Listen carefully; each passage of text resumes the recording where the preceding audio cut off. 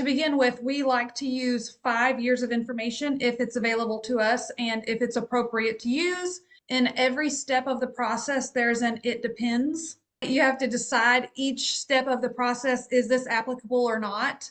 Is it applicable to use 5 years of information? It depends. I'll just try to give an example of like the most simple and perfect valuation. We would use 5 years of data. We would start with the tax return. It's a legal document.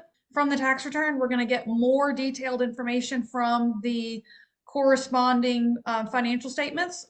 The profit and loss statement, they show exactly what's on the tax return, but in a more detailed breakout. We'll look at trends. We'll ask questions to identify discretionary income and expenses so that we can get to what we would consider a normalized 12-month period. We use a weighted average. Again, this is like the most perfect example. It doesn't always work out like this, but we like to use a weighted average of the 5-year period, meaning the most recent year has a more weighting. It has more impact on the average than, say, 5 years ago did.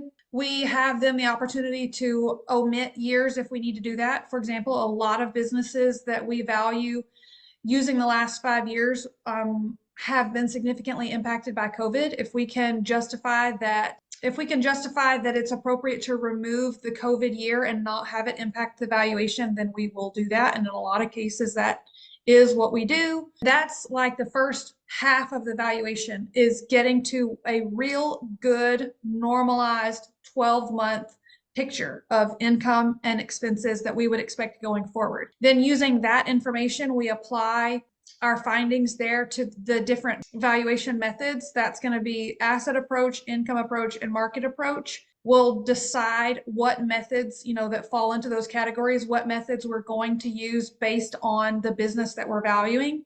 Sometimes it may not be appropriate to use certain methods, and then we will blend those methods to get to what we consider a fair market value. Of course, like I mentioned earlier, making sure that our value is reasonable against our test of free cash flow.